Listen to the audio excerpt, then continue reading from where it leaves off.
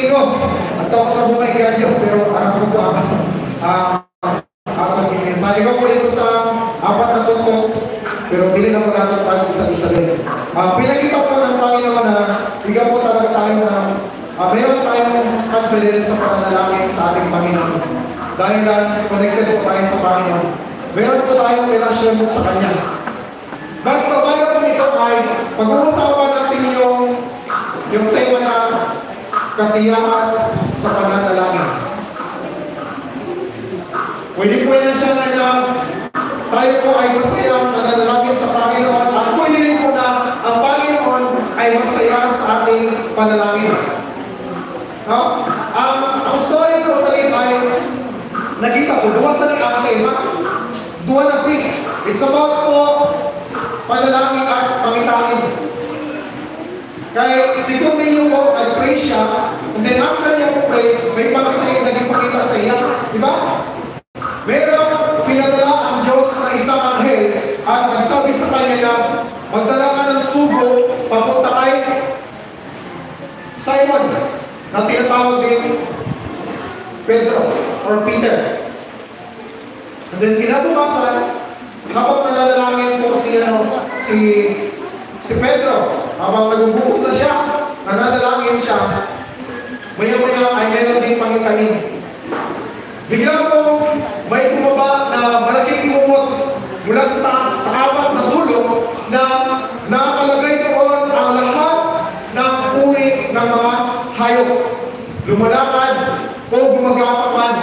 At kapag tanong ka doon si Peter kung ano ba ang ibig sabihin ng pangitain nito? Sabi niya. So it's about prayer and pangitain. Prayer and vision. Sabi ko nga, kapag nananalangin pala, meron pala malaking chance na magbigay si Lord ng vision kapag nanalangin tayo.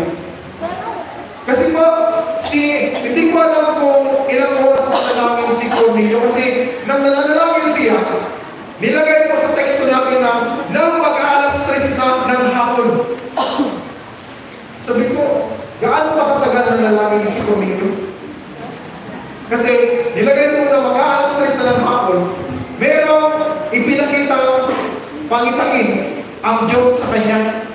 Biglang dumating yung isang anghel. At syempre, nagtanong din ako, ano kaya yung prayer niya ni Cornelio? Saka po pala, si Cornelio po ay hindi basta-bastang tao to. Kasi siya ay isang leader. Kung pag sa panahon natin ngayon, ang posisyon po ni Cornelio ay isang general. Isa siyang general, ibig sabihin po, hindi basta-basta. Kasi po, sa buong lugar nila ay nire-respeto siya ng mga tao.